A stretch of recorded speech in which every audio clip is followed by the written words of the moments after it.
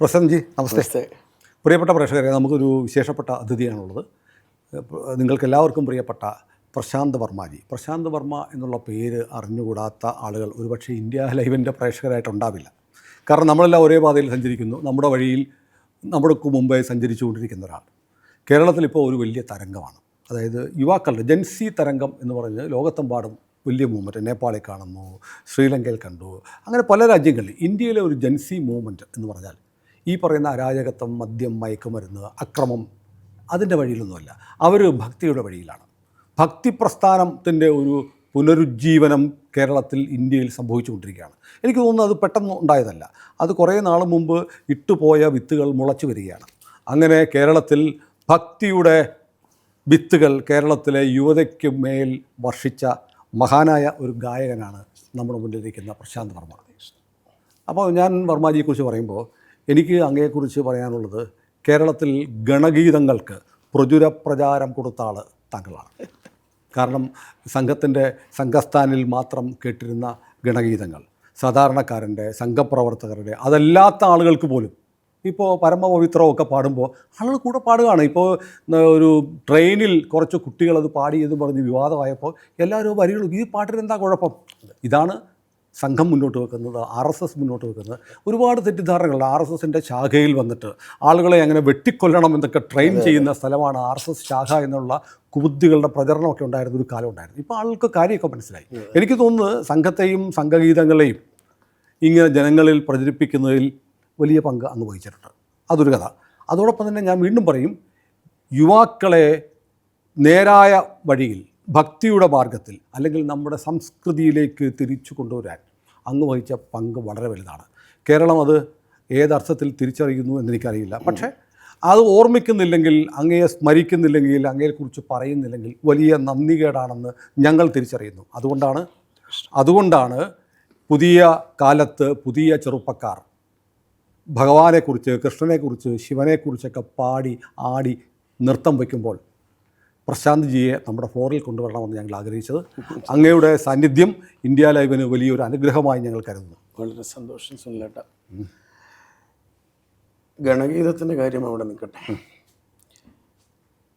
നമ്മുടെ വഴിതെറ്റിപ്പോകുന്ന തലമുറയിലെ ഒരു കാലഘട്ടമായിരുന്നു ഞാനിങ്ങനെ വിശ്വരൂപ ഭജൻസുമായിട്ടുള്ള ബന്ധപ്പെട്ട് വന്നത്. അന്ന് ഞാൻ കാവ്യം എടുത്തിട്ടായിരുന്നു ഭജന പാടി. വിശ്വരൂപ ഭജൻസ് ആയിരുന്നു ആദ്യ രൂപം? അല്ല, തിരുവണ്ണൂർ കോലവത്ത് നിന്നാണല്ലോ പിന്നെ ചേഞ്ച് വരുന്നത്. അല്ല, എനിക്ക് തോന്നുന്നത് നമുക്ക് അവിടെ നിന്ന് തുടങ്ങാൻ തോന്നുന്നു. തിരുവണ്ണൂർ കോലവും ഭജന സമിതിയിൽ ഞാൻ പാടി. അല്ല, അതിനും പുറകിലേക്ക് പോവാം. കുറച്ചുകൂടെ പുറകിലേക്ക്. ഞാൻ ചോദിക്കുന്നത് ഇത്രയേ ഉള്ളൂ. പ്രശാന്ത് വർമ്മ എന്ന് പറയുന്ന ആളെ കേരളത്തിലെ ഒരുമാതിരിപ്പെട്ട പ്രേക്ഷകർക്കൊക്കെ അറിയാം. പ്രത്യേകിച്ച് ഇന്ത്യ ലെവലിൻ്റെ എല്ലാ പ്രേക്ഷകർക്കും അറിയാം. യഥാർത്ഥത്തിൽ അങ്ങ് ആരാണ്? ഏറ്റവും വലിയ ചോദ്യമാണ്. ഇതുവരെ ഉത്തരം ഞാൻ ആരാണെന്നുള്ള ചോദ്യത്തിന് ഉത്തരം കിട്ടിയിട്ടില്ല. എല്ലാവരുടെയും ഏറ്റവും വലിയ സമസ്യ മൂകാംബിക ദേവിയുടെ ഒരു നിയോഗം മാത്രമാണ്. ഞാൻ പറഞ്ഞ ഭക്തന്മാരുടെ പാദസേവകനാണ്. എൻ്റെ കാഴ്ചപ്പാട് ലോകമെമ്പാടും നൂക്ക് ആൻഡ് കോർണറിൽ ഈശ്വരീയത നിറഞ്ഞു നിൽക്കണം എന്നൊരു, അതിന് കലിയുഗേ നാമസങ്കീർത്തനം എന്ന ആചാര്യന്മാർ പഠിപ്പിച്ചു തന്നിട്ടുണ്ട്. ഏത് വഴിക്ക് പോയാലും മനസ്സ് ശാന്തമാകണമെങ്കിൽ കുറച്ച് നേരം ഒന്നുകിൽ മെഡിറ്റേറ്റ് ചെയ്യണം, അല്ലെങ്കിൽ നല്ല പാട്ട് കേൾക്കണം. അങ്ങനെയൊക്കെയുള്ളൊരു അവസ്ഥയിലേക്ക് ഇന്നത്തെ കാലത്ത് വളരെ നെഗറ്റീവ് വേർഡ്സുകളൊക്കെ വരുന്ന കാലം, അടിപൊളി, ഇതൊന്നും പോസിറ്റീവ് വേർഡല്ല. എന്നെ സംബന്ധിച്ച് അതൊന്നും നല്ല വേർഡല്ല. അത് പക്ഷേ നമ്മുടെ ജനറേഷനിലെ കുട്ടികൾ യൂസ് ചെയ്യുന്നതിൽ എനിക്കൊരു വിരോധമില്ല. അതൊക്കെ അവരുടെ കാഴ്ചപ്പാട്. എൻ്റെ കാഴ്ചപ്പാട്, വളർന്നു വരുന്ന കുട്ടിക്ക് പോലും പോസിറ്റീവായിട്ടുള്ളൊരു മൈൻഡിലേക്ക് എത്താൻ നാമസങ്കീർത്തനം യസ്യ സർവപാപ പ്രണാശനം പ്രണാമോ ദുഃഖശമനാത്തം നമാമി ഹരിംപരം ഭാഗവതം പറയുന്നു. അതിലേക്ക് എന്നെ കൊണ്ടുവന്ന എൻ്റെ അച്ഛനാണ് എൻ്റെ ഏറ്റവും വലിയ ഗുരു. അങ്ങ് എവിടെയാണ് ജനിച്ചത്? കോഴിക്കോട് തിരുവണ്ണൂർ കോവിലകത്താണ് ജനിച്ചത്. അച്ഛൻ രാമവർമ്മ രാജ, പൂഞ്ഞാർ കോവിലം തമ്പുരാനാണല്ലേ. ഇപ്പം ഞാൻ വർമാജി. ആരോ നമ്മൾ ഇത് ഷൂട്ടിന് മുമ്പ് പറയുമ്പോഴത്തേക്ക് ആരോ ഫോൺ വിളിച്ചിട്ട് തമ്പുരാനാണോ എന്ന് ചോദിച്ചു എന്നൊരു കഥ എന്നോട് പറഞ്ഞു. അതെ, അതിലൊന്നുമല്ലല്ലോ കാര്യം. നമ്മൾ ചെയ്യുന്ന കാര്യത്തിൽ നമ്മൾ ചെയ്യുന്ന ലക്ഷ്യമുണ്ട്. അമ്മ പത്മവല്ലി തമ്പുരാട്ടി നല്ല നർത്തകിയാണ്. രാവിലെ ആയ അമ്മ കുളിച്ചമ്പലത്തോളം പോകണം, നാമം ജപിക്കണം, അത് അമ്മയുടെ ചിട്ട. അച്ഛനാണെങ്കിൽ കൃത്യമായി പുസ്തകം. അച്ഛൻ നല്ല CPI ആയിരുന്നു. കമ്മ്യൂണിസ്റ്റുകാരനായിരുന്നു. ആ, വളരെ നല്ല കമ്മ്യൂണിസ്റ്റാണ്. ഒന്നും ഉണ്ടാക്കാത്ത CPI എടുത്തു പറയണം. കാരണം ഒന്നും പ്രതീക്ഷിക്കാതെ സേവനം ചെയ്തൊരു CPI പ്രവർത്തകനായിരുന്നു. അച്യുതാനന്ദൻ കഴിഞ്ഞ് നായനാർ വരെ ഈ ലാസ്റ്റ് അച്യുതാനന്ദൻ എന്ന സഖാവ്, നമ്മൾ ബഹുമാനിക്കുന്ന സഖാവിൻ്റെ കാലഘട്ടം വരെ അദ്ദേഹം CPM-നോട് തന്നെ ചായ്വ് എന്നിട്ട് എൻ്റെ ഭജന കേൾക്കും, ശബരിമലയ്ക്ക് പോകും, നമ്മുടെ കാര്യങ്ങൾ എപ്പോഴും പറയും പുസ്തകം പൊന്നുപോലെ നോക്കണം. ഭൗതികമായിട്ട് എല്ലാ ചിട്ടകളും അച്ഛന് നിർബന്ധമായിരുന്നു. കൃഷി ചെയ്യണം, വെള്ളം നനയ്ക്കണം, ഇതൊക്കെ എന്നെ പഠിപ്പിച്ചത് എൻ്റെ അച്ഛൻ. അച്ഛനാണ് എൻ്റെ വലിയ ഗുരു. അമ്മ മാനസഗുരു, എല്ലാ ഗുരുവാണ്. ഗായത്രി ഉപദേശം. ഇവർ പറഞ്ഞത് ഒന്നും ചെയ്യാൻ മറ്റുള്ളവർക്ക് പറ്റില്ലെങ്കിൽ അവരോടൊരു നല്ല വാക്ക്, അവർക്ക് വേണ്ടി ഒരു ചെറിയ പ്രാർത്ഥന, അത് നീ ഒന്നും ചെയ്തുകൊണ്ടിരിക്കണം.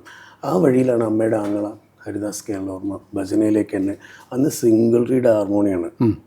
ആ ഹാർമോണിയത്തിൽ വായിച്ച് അദ്ദേഹത്തിൻ്റെ പൊട്ടി പിടിച്ച് മുറുക്കാഞ്ചെല്ലം വെച്ച് അദ്ദേഹം മുമ്പിൽ ഇരുന്ന് കമ്പോസ് ചെയ്യുമ്പോൾ മരപ്പെട്ടി കൊട്ടി, അങ്ങനെ ആ നാമസങ്കീർത്തനം എന്നിലേക്ക് ഇറങ്ങി വരികയായിരുന്നു.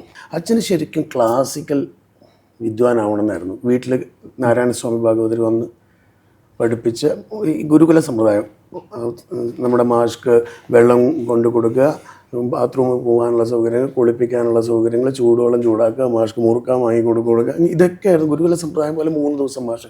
നാരായണസ്വാമി ഭാഗവതരാണ് എൻ്റെ സംഗീത ഗുരു. അദ്ദേഹത്തിന് വിട്ട് വേറൊരു ഗുരുവിൻ്റെ അടുത്ത് ഞാൻ പഠിച്ചിട്ടുമില്ല. എത്ര വയസ്സ് പഠിച്ചു? ഞാൻ 5 വയസ്സിലാണ്. ഭജന 7 വയസ്സ് മുതൽ പാടി തുടങ്ങി. പഠിക്കാനും അതേസമയം നമ്മുടെ മാറാട് ബീച്ചിൻ്റെ ഇഷ്യൂ വന്നപ്പോൾ ഈ ഹരികഥയായിരുന്നു.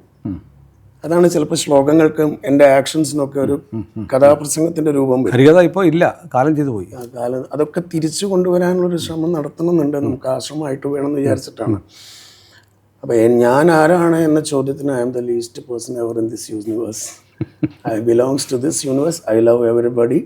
ഐ എം ദ, എന്താ പറയുക, ഫൈനസ്റ്റ് ഡിസൈൻ ഓഫ് ഗോഡ്. എനിക്ക് ഈശ്വരൻ നിന്നൊരു സിദ്ധി അൺകണ്ടീഷണലിയാണ് ഞാൻ എല്ലാവർക്കും കൊടുക്കുന്നത്. കാരണം എല്ലാവരും നാമം ചോദിക്കട്ടെ, എല്ലാവരും സന്തോഷമായിട്ടിരിക്കട്ടെ. നമുക്കിപ്പോൾ കാണുമ്പോഴല്ലോ ഇതിന് കിട്ടുന്ന ഒരു അംഗീകാരം ആവും, സ്വീകാര്യത. ആ, നല്ല മൈക്കില്ലാതെ, വണ്ടി കിട്ടാതെ, കുളിക്കാൻ സ്ഥലമില്ലാതെ, കിടക്കാൻ ഇടമില്ലാതെ, ദക്ഷിണയില്ലാതെ, ഒരു നല്ല വാക്ക് കേൾക്കാതെ എത്രയോ വേദികൾ അങ്ങനെ പോയിട്ടുണ്ട്. ഈ സംഗീതമൊക്കെ പഠിച്ചു കഴിയുമ്പോൾ സ്വാഭാവികമായിട്ടും ഗായകനാവണം, അതല്ലെങ്കിൽ ശാസ്ത്രീയ സംഗീത രംഗത്തേക്ക് പോകണം എന്നൊക്കെയാണ് പലരും തീരുമാനിക്കുക. ഭജനയിലേക്ക് പോകാൻ തീരുമാനിച്ചത് എന്തുകൊണ്ടാണ്? അത് എൻ്റെ മാനാണ് ഇൻസ്പിറേഷൻ. ഹരിദാസ് കേരളവർമ്മ. അദ്ദേഹത്തിൻ്റെ ഭജനയ്ക്ക് ഒരു എനർജി ലെവലുണ്ടായിരുന്നു. ഇപ്പം ഇന്ന് അവർ എൻ്റെ ബാക്കിൽ വരുന്ന കുട്ടികൾ പറയും വലിയ മാവൻ തന്നെ എന്ന് പറയും. കാരണം ഇദ്ദേഹം കമ്പോസ് ചെയ്യുമ്പോൾ വെറുതെ ഒരു ചായ കുടിച്ച് ഇങ്ങനെയായിരുന്നു. ഗോപി മദന മുരാരി പാടുമ്പോൾ അവിടെ ഒരു പെട്ടിയുണ്ട്, മരപ്പെട്ടി, ഒരു വീഞ്ഞ പെട്ടി. അതിൻ്റെ മുകളിൽ ഞാൻ കൊട്ടിയും ഇങ്ങനെ ഇരിക്കും. എന്നെ നല്ലൊരു ഗുരുനാഥനായിരുന്നു എൻ്റെ വലിയമാവനെ. വലിയമാവൻ പറയും, those things are beautiful which is beautiful not good always, which is good always beautiful. എന്നാൽ മിന്നുന്നതെല്ലാം പൊന്നല്ല. ഇതൊക്കെ അന്നോട്ടേ എനിക്ക് ചെറുപ്പം മൂലം ഇൻജക്ട് ചെയ്യാണ്. ആനുകാലികമായിട്ട് ഒരു സോഫ്റ്റ്വെയർ ഇൻസ്റ്റാൾ ചെയ്തു.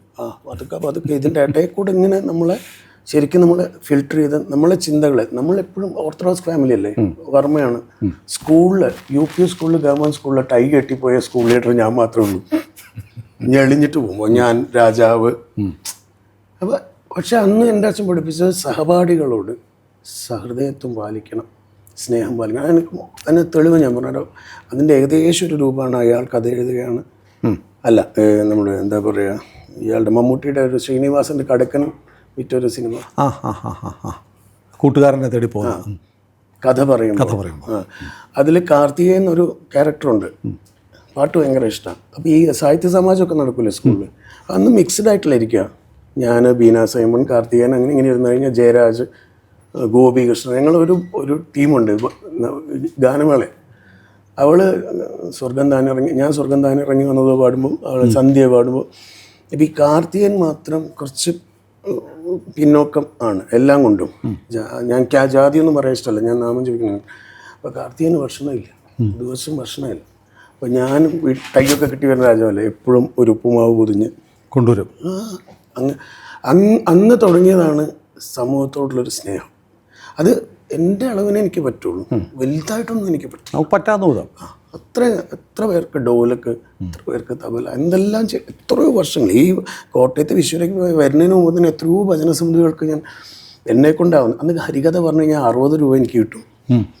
ഏൺ ചെയ്തുകൊണ്ടാണ് ചെയ്യുന്നത്. പ്രിയപ്പെട്ട പ്രേക്ഷകരെ, എനിക്ക് നിങ്ങളുടെ സഹായം തുടർന്നും ആവശ്യമുണ്ട്. വലിയ സഹായമാണ്, വലിയ പിന്തുണയാണ് നമ്മുടെ പ്രേക്ഷകർ നൽകിക്കൊണ്ടിരിക്കുന്നത്. പക്ഷേ അതിൻ്റെ അളവൊന്ന് കൂട്ടുക എന്ന് പറഞ്ഞാൽ കൂടുതൽ ആളുകൾ നമ്മുടെ ചാനൽ കാണണം, കൂടുതൽ സബ്സ്ക്രിപ്ഷൻ വരണം.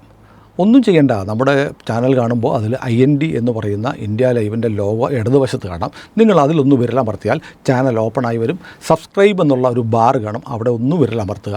പിന്നെ തൊട്ടുപുറത്ത് ഒരു ബെൽ ഐക്കണുണ്ട്, അതും കൂടി ഒന്ന് അമർത്തി ഇന്ത്യ ലൈവിനെ അതിൻ്റെ മുന്നോട്ടുള്ള യാത്രയിൽ സഹായിക്കണം എന്ന് ഞാൻ അഭ്യർത്ഥിക്കുന്നു.